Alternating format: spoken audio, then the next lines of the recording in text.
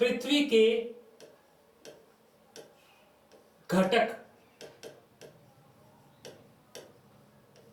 इन पर आज चर्चा करेंगे। अर्थ के जो कंपोनेंट हैं वो किस प्रकार के हैं, उनके क्या प्रमुख बिंदु हैं और क्या क्या इनकी विशेषताएं हैं। अगर हम पृथ्वी के घटकों की बात करें तो सामान्य तौर पर अजैविक घटक और जैविक घटक, दो प्रमुख जो कंपोनेंट्स हैं वो पढ़े जाते हैं हमारे अर्थ के कंपोनेंट के अंदर। परंतु अगर विश्व स्तरीय या बड़े स्तरों पर बात करें, जो आप बड़े स्केल पर, लार्ज स्केल पर देखेंगे, तो पृथ्वी के जो घटक है वो 3 प्रकार से बांटे गए हैं। इनमें पहला घटक है स्थल मंडल घटक, दूसरा घटक है जलमंडल घटक और इसमें तीसरा घटक है वायुमंडल घटक। 3 प्रकार के कंपोनेंट्स हम पढ़ते हैं। स्थल मंडल, जिसे कि लिथोस्फीयर कहा जाता है, लिथोस्फीयर कहा जाता है। जलमंडल, जिसे कि हाइड्रोस्फीयर कहा जाता है, और वायुमंडल, जिसे कि एटमॉस्फेयर कहा जाता है। ये 3 घटक हमारे पृथ्वी पर स्पष्ट रूप से विद्यमान मिलते हैं, जबकि जो चौथा घटक है वो इन तीनों घटकों का समावेश है। जैसे अगर हम अर्थ के ऊपरी सरफेस की बात करें तो इस पर जलमंडल और स्थल मंडल 2 घटक विद्यमान हैं, जबकि जो घटक ऊंचाई पर विद्यमान है वो है वायुमंडल, जो कि हमारे अर्थ के चारों ओर गुरुत्वाकर्षण बल के साथ चिपका हुआ है। अब ये तीनों मंडल मिलकर एक जीवन योग्य दशाएं प्रस्तुत करते हैं। ये तीनों मंडल मिलकर एक जीवन योग्य दशाएं प्रस्तुत करते हैं और इस प्रकार के मंडल को कहा जाता है जैव मंडल। इसे जीव मंडल भी कहते हैं, इसे जीव मंडल भी कहते हैं। इसे कई बार पारिस्थितिकी मंडल भी नाम दिया जाता है, पारिस्थितिकी मंडल भी नाम दिया जाता है। यानी जो चौथा घटक है बायोस्फीयर, वो ऊपर के 3 घटकों का जो है वो समावेश है। यानी तीनों मंडल मिलेंगे, एक जीवन योग्य हमारे लिए दशाएं उत्पन्न होगी, हमें धरती जो है वो उपलब्ध होगी, पीने के लिए पानी उपलब्ध होगा, सांस लेने के लिए ऑक्सीजन। जो तीनों मुख्य दशाएं हैं वो ये तीनों मंडल मिलकर ही हमारे लिए बनाते हैं और जिससे एक नए मंडल का निर्माण होता है, जिसे बोला जाता है जैव मंडल या बायोस्फीयर। पहले तो ये ध्यान रखेंगे, ये बड़े अच्छा बिंदु है कि ये तीनों मंडल मिलकर ही चौथे मंडल का निर्माण करते हैं। कोल नाम का एक विद्वान है, उसने बड़ी अच्छी परिभाषा दी है। कोल विद्वान ने एक परिभाषा दी है, वो कहता है कि पृथ्वी के घटक, इस पृथ्वी के घटक जो है ये मानव के लिए एक तो उपयोगी हैं, जो मानव के लिए उपयोगी होने के साथ एक आवश्यक या जिसको आप मानेंगे इंपॉर्टेंट फैक्टर के रूप में कार्य करते हैं। साथ में हमारी पृथ्वी पर संतुलन जो दशाएं हैं उनमें भी महत्वपूर्ण योगदान निभाते हैं। ऐसे जो मंडल होते हैं उन्हें पारिस्थितिकी मंडल कहा जाता है। कोल की ये परिभाषा हम ध्यान रखेंगे। अच्छा, अब ये जो 3 मंडल हैं हमारे अर्थ पर, जो हम मेन कंपोनेंट्स की बात करेंगे, जो प्रमुख 3 घटक हैं, जिसमें पहला घटक है स्थल मंडल,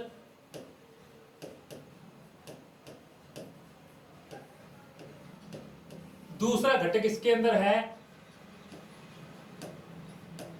जलमंडल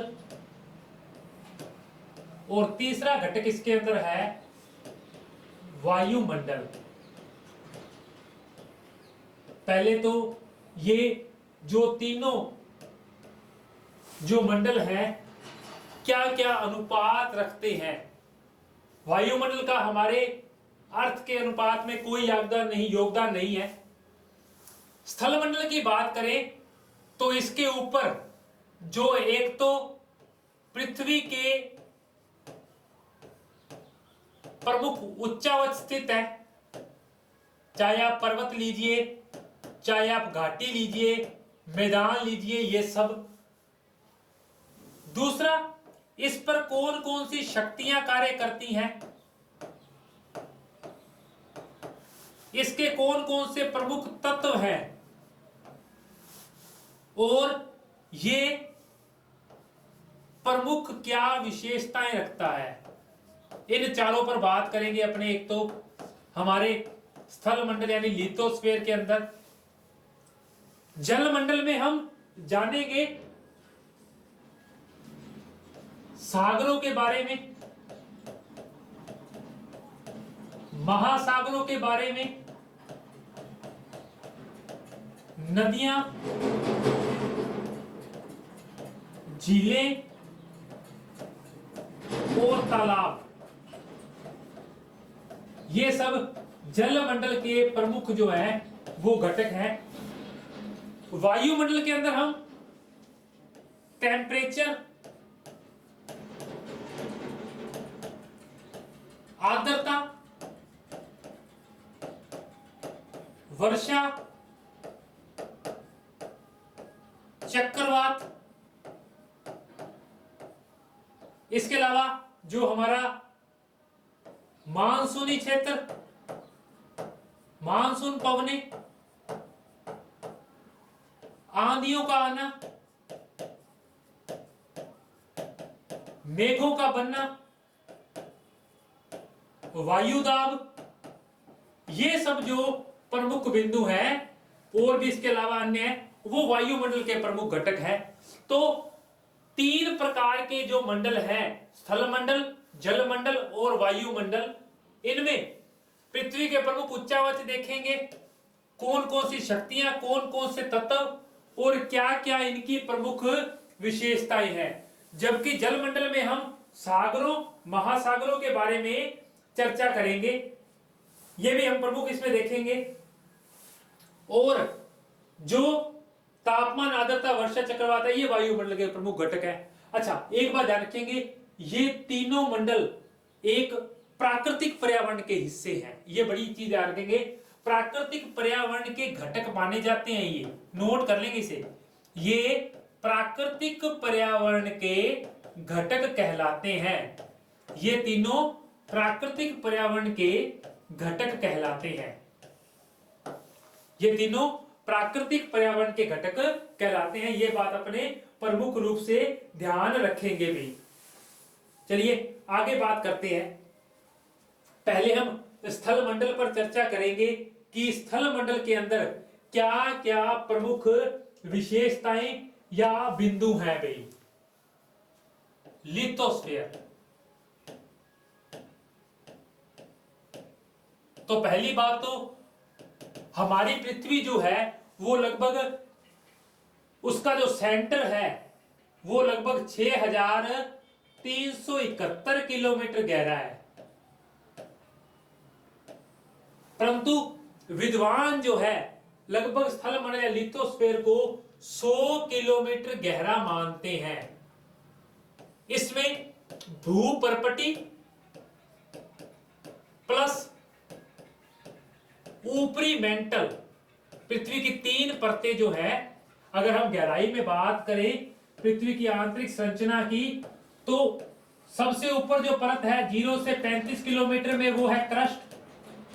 उसके बाद में 2900 किलोमीटर तक है मेंटल, जिसको आप अधः स्तर बोलते हैं। यानी भूपर्पटी या मेंटल या अधः स्तर जो है, इसकी 100 किलोमीटर की गहराई तक पहला मंडल स्थित है, जिसे कि स्थल मंडल कहा जाता है। पहले तो यह बात ध्यान रखेंगे, स्थल मंडल ये हम प्रमुख बात पढ़ेंगे कि स्थल मंडल कितने किलोमीटर की गहराई तक है। 100 किलोमीटर की गहराई तक है। भूपर्पटी में कई बार तत्व पूछे जाते हैं, हम उसकी सारणी ध्यान रखेंगे कि किस किस प्रकार से काम करती है। तो स्थल मंडल की पहले गहराई नोट करेंगे, कितनी गहराई है, 100 किलोमीटर की गहराई है। कितनी गहराई है, 100 किलोमीटर गहराई में स्थित है। क्या क्या शामिल है, भूपर्पटी प्लस अधः स्तर।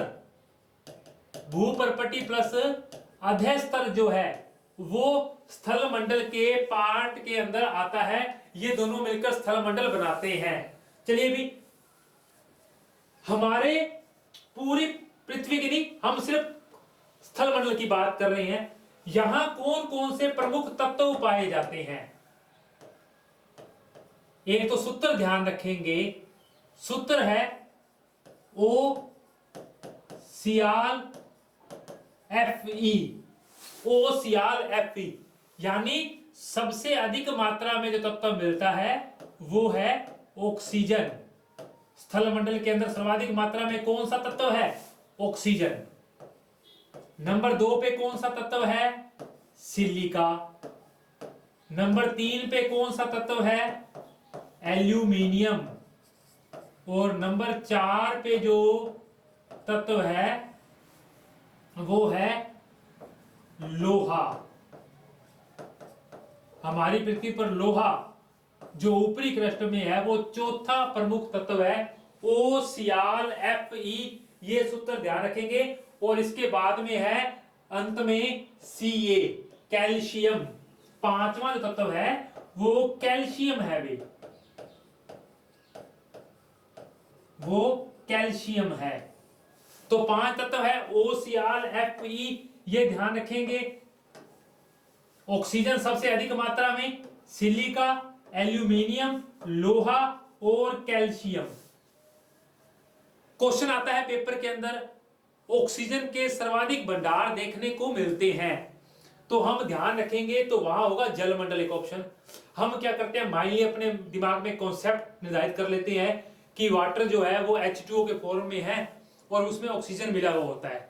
हम ये सोचते हैं कि जलमंडल जो है हमारी अर्थ के 71% भाग पर है, इसलिए हम उसके अंदर जलमंडल ऑप्शन टिक करते हैं। परंतु ध्यान रखेंगे दुनिया में सर्वाधिक मात्रा में ऑक्सीजन स्थल मंडल के अंदर मिलती है। ये बात अपने नोट करेंगे भी, प्रतिशत है 46.60। सिलिका 27.72%, एल्यूमिनियम 8.13% मिलता है ऊपर की क्रस्ट में, और लोहा मिलता है 5% की मात्रा में। तो ऑक्सीजन 46.60%, सिलिका 27.72%, एल्यूमिनियम 8.13, Fe लोहा और फिर कैल्शियम। परंतु अगर आपसे कोई पूछे कि संपूर्ण पृथ्वी में सबसे अधिक मात्रा में मिलने वाला तत्व कौन सा है, संपूर्ण पृथ्वी में जब भी बात हो तो आपको उत्तर टिक करना है लोहा। हमारी पृथ्वी के, संपूर्ण पृथ्वी के 35% भाग पर लोहा पाया जाता है। ये ध्यान रखेंगे। ये हमारी पृथ्वी के प्रमुख तत्व हैं। 5 कौन कौन से मिलते हैं, वो भी किसके, स्थल मंडल के या भूपर्पटी के प्रमुख तत्व हम ध्यान रखेंगे। चलिए,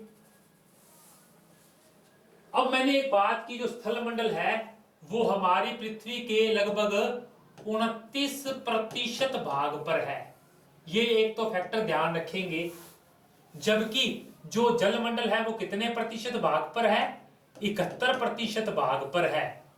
दोनों का कभी भी अनुपात पूछा जाए कि स्थल मंडल व जलमंडल का अनुपात क्या है, तो ध्यान रखेंगे 1:, अगर स्थल मंडल 1 है, 1:2.43, ये अनुपात है स्थल मंडल का किसके साथ, जल मंडल के साथ।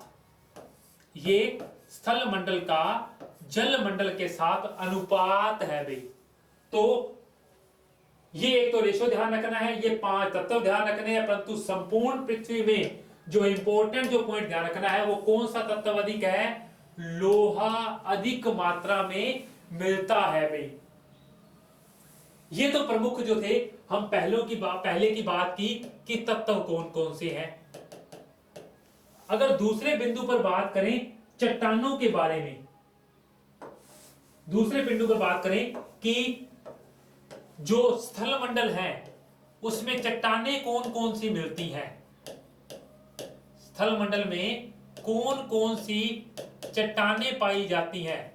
वैसे अगर बात करें हमारी पृथ्वी पर 3 चट्टानें प्रमुख रूप से मिलती हैं। जो स्थल मंडल है उसमें 3 चट्टानें देखने को मिलती है, आग्नेय, अवसादी और कायांतरित।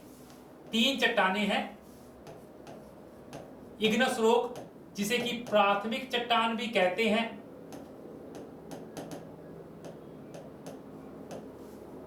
दूसरा है अवसादी चट्टान सेडिमेंट्री रॉक्स, और तीसरी है कायांतरित चट्टान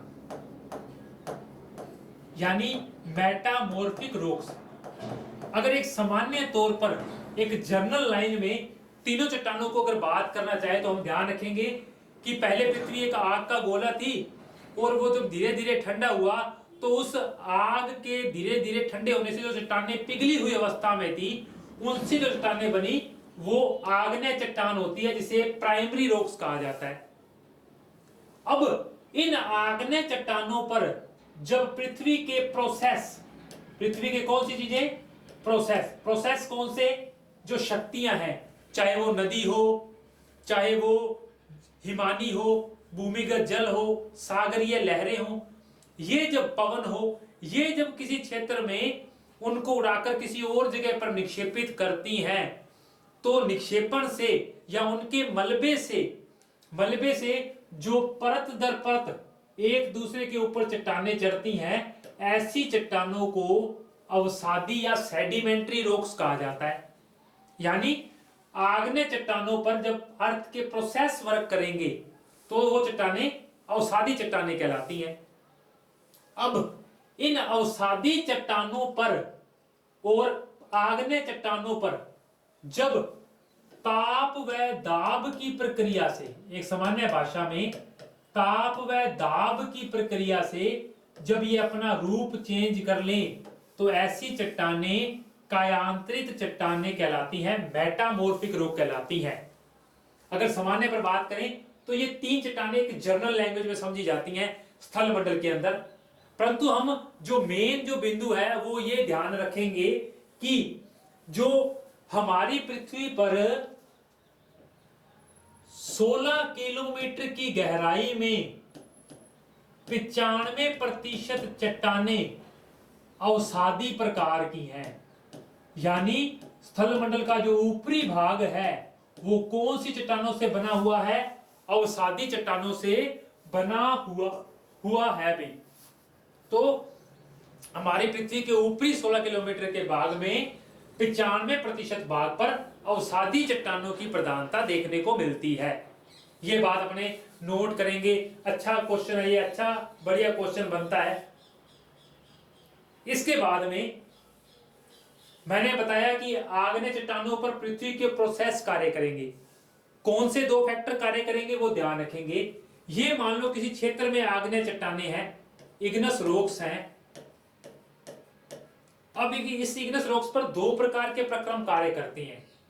एक तो कार्य करेगा अपक्षय का प्रक्रम। सामान्य छोटी जो परिभाषा में हमसे क्वेश्चन पूछा था अपक्षय क्या होता है, इसको बोलते हैं वेदरिंग। चट्टानों का अपनी ही जगह पर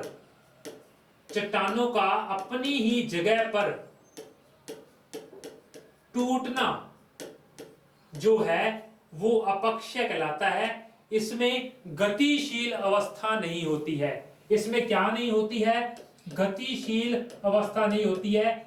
ये एक स्थैतिक या स्टेबल प्रोसेस होता है। जब चट्टानें अपनी ही जगह पर टूटती फूटती हैं, ऐसी प्रक्रिया अपक्षय कहलाती है। आमतौर पर हमारे एरिया में देखने को मिलती है। कैसे आप देखेंगे, वर्षा आने के बाद अगर किसी गड्ढे में या किसी बड़े मैदान में पानी भर जाता है और वर्षा के बाद में जब उस पर सूर्य की किरणें पड़ती हैं तो पानी भाप बन के उड़ जाता है, परंतु पीछे की मिट्टी एक पपड़ी के रूप में रह जाती है, यानी वो मिट्टी अपनी जगह पर क्या हो गई है, टूट फूट हो गई। किसके कारण? ताप के कारण। तो ऐसा जो प्रोसेस है वो अपक्षय कहलाता है। दूसरा प्रोसेस होता है इसमें अपरदन, जिसको बोलते हैं इरोजन, जिसको बोलते हैं इरोजन। अब इरोजन क्या होता है? चट्टानों का गतिशील अवस्था में टूटना, चट्टानों का गतिशील अवस्था में टूटना। पवन चली, पवन ने कोई चट्टान कहीं से तोड़ी, उसको उड़ाकर कहीं और निक्षेपित कर दिया। नदियां आई, पहाड़ों को काटते हुए मिट्टी को वहां से लेकर उन्होंने उसको किसी और जगह निक्षेपित कर दिया। ऐसे प्रोसेस जो है वो गतिशील या अपरदन के प्रोसेस कहलाते हैं। और इसमें 5 प्रमुख कारक होते हैं। पहला कारक इसके अंदर होता है अपरदन के प्रोसेस के अंदर, अगर हम ध्यान रखेंगे तो एक तो होता है इसके अंदर पवन, विंड यानी हिमानी, ग्लेशियर, नदी यानी रिवर, भूमिगत जल अंडरग्राउंड वाटर, और लास्ट है सागरीय लहरें, ओशियन वेव्स जो हैं वो इसके अंदर प्रमुख फैक्टर का काम करती हैं। एक और बात, एक प्रक्रिया आती है अनाच्छादन, अनाच्छादन जिसको बोलते हैं डेन्यूडेशन। डेन्यूडेशन ये क्या होता है? अपक्षय और अपरदन का सम्मिलित रूप, अपक्षय और अपरदन का सम्मिलित रूप क्या कहलाता है? अनाच्छादन या डेन्यूडेशन कहलाता है। अनाच्छादन या डेन्यूडेशन कहलाता है। तो एक तो ये बात ध्यान रखनी है कि 16 किलोमीटर में कौन सी चट्टानें हैं, अवसादी चट्टानें कितने प्रतिशत? 95%। और 3 प्रकार की चट्टानें होती हैं। कैसे इनका जर्नल प्रोसेस चलता है? परिभाषाएं, अपक्षय एक स्थैतिक प्रोसेस है, अपरदन एक गतिशील प्रोसेस है, और अनाच्छादन इन दोनों को सम्मिलित रूप से या सामूहिक रूप से कहा जाता है। भी ये भी अपने ध्यान रखेंगे। चलिए आगे। अब जो स्थल मंडल है इस पर 2 प्रकार के बल कार्य करते हैं। इस स्थल मंडल पर 2 प्रकार के बल कार्य करते हैं।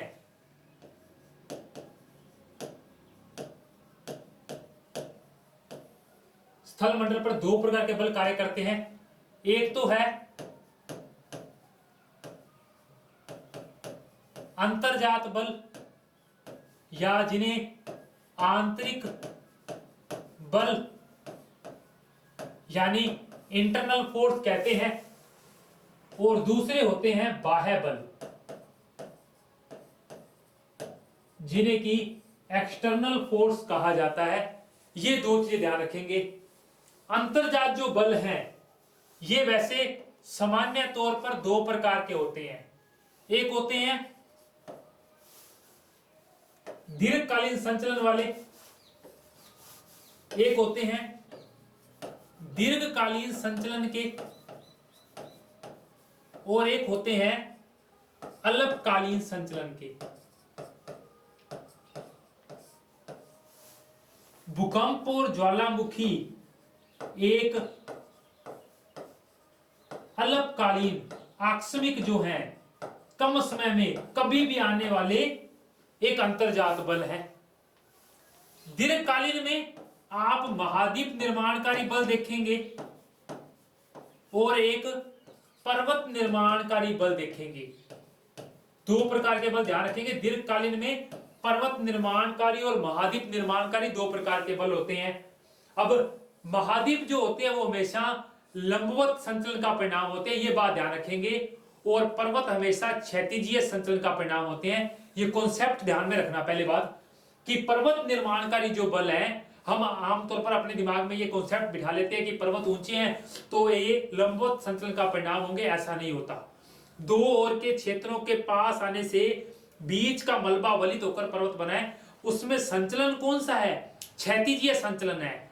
जबकि महाद्वीप और महासागरों के निर्माण में कौन सा संचलन है? लंबवत संचलन है। ये कॉन्सेप्ट स्टार पॉइंट में नोट करेंगे। महाद्वीप निर्माणकारी जो है बल वो लंबवत या ऊर्ध्वाधर संचलन का परिणाम होते हैं, जबकि पर्वत निर्माणकारी बल क्षैतिजीय संचलन का परिणाम होते हैं। दोनों बातें कॉन्सेप्ट के वाइज लाइन टू लाइन ध्यान रखेंगे, कुछ नहीं याद ध्यान रखना। अभी अपने पढ़ के बाह्य बल अनाच्छादन का प्रोसेस, और अनाच्छादन में दो प्रकार, कौन कौन से? एक अपक्षय और एक अपर्दन। अपक्षय एक स्थैतिक प्रोसेस है और अपर्दन एक गतिशील प्रोसेस है भी। अपक्षय एक स्थैतिक और अपर्दन एक गतिशील प्रोसेस है, गतिशील प्रक्रिया है। ये बातें भी अपने ध्यान रखेंगे कि कौन कौन से होते हैं, इनको प्रमुख रूप से ध्यान रखेंगे। इसके बाद अगर स्थल मंडल पर बात करें तो 3 प्रकार के स्थल रूप देखने को मिलते हैं। बहुत बार क्वेश्चन आता है निम्न में से कौन सा प्रथम श्रेणी का स्थल रूप है, कौन सा द्वितीय श्रेणी का और कौन सा तृतीय श्रेणी का। हम स्थल रूपों की बात करते हैं। अभी स्थल मंडल के कौन कौन से स्थल रूप है भाई। स्थल रूप के अंदर 3 प्रकार के हैं। प्रथम श्रेणी के स्थल रूप, प्रथम श्रेणी के स्थल रूप, दूसरे हैं द्वितीय श्रेणी के स्थल रूप, और तीसरा जो प्रकार है वो है तृतीय श्रेणी के स्थल रूप। सामान्य बस ध्यान रखने हैं, महाद्वीप और महासागर जो कि हमारी पृथ्वी पर सबसे बड़े हैं वो प्रथम श्रेणी के स्थल रूप है। महाद्वीप और महासागर जो कि हमारी पृथ्वी पर सबसे बड़े हैं प्रथम श्रेणी के स्थल रूप के अंदर आते हैं।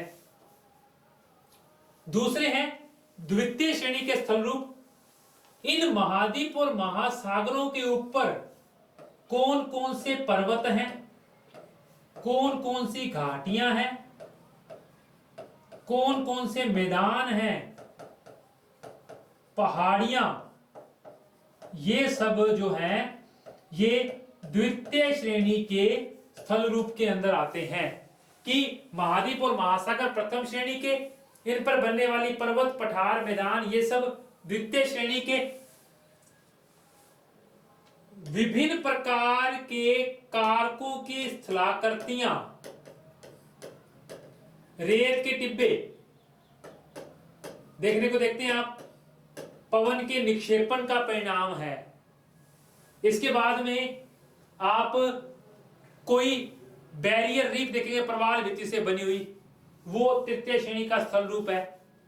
इसके अलावा आप नदी द्वारा बनाई गई वी आकार की घाटी, हिमानी द्वारा बनाई गई यू आकार की घाटियां, ये यानी सभी प्रकार के कारकों के अपर्दन के स्थल रूप और सभी प्रकार के कारकों के निक्षेपण के जो स्थल रूप हैं वो तृतीय श्रेणी के स्थल रूपों के अंदर आते हैं। ये ध्यान रखेंगे, प्रथम श्रेणी में महाद्वीप महासागर, द्वितीय श्रेणी में पर्वत, मैदान, पहाड़ियां, घाटियां। घाटियां बड़ी बड़ी बात कर रहा हूं, नदी या हिमानी की घाटी की बात नहीं कर रहा हूं। और नदी और हिमानी की घाटियां वी और यू आकार की वो तृतीय श्रेणी के स्थल रूपों में आती है। तो स्थल हम बात कर रहे थे, पहली बात तो दोबारा से थोड़ा सा देख लेंगे पृथ्वी के घटकों पर। अगर हम जीवन के आधार पर देखें तो 2 घटक हैं, जैविक और अजैविक। परंतु अगर बड़े लार्ज स्केल पे बात करें तो स्थल मंडल, जल मंडल और वायुमंडल 3 प्रमुख घटक हैं।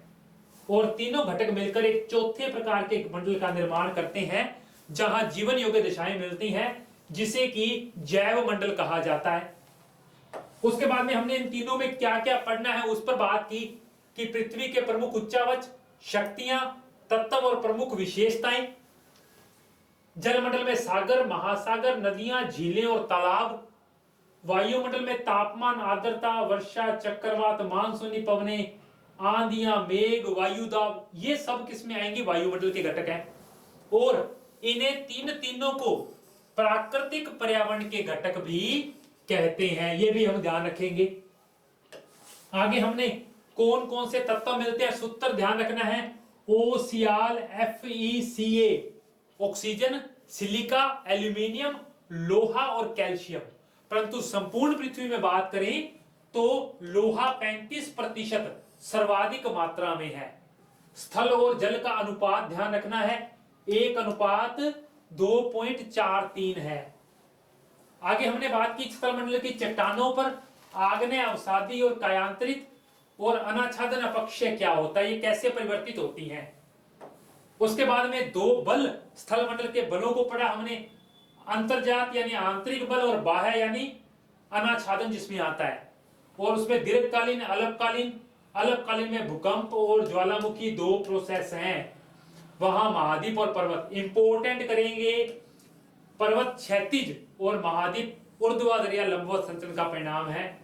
और लास्ट में हमने किया स्थल रूप, प्रथम श्रेणी के, द्वितीय श्रेणी के और तृतीय श्रेणी के स्थल रूप क्या होते हैं। प्रथम में महाद्वीप, महासागर यानी कॉन्टिनेंटल और ओशियन, द्वितीय में माउंटेन, वैलीज, प्लेन्स और जो हिल्स हैं, पहाड़ियां वो आती हैं। तृतीय में इनकी जितनी भी जो स्थलाकृतियां हैं, इनकी जो रिलीफ है वो सब आते हैं भी। चलिए हम अगली क्लास में चर्चा करेंगे जलमंडल पर और वायुमंडल पर। धन्यवाद।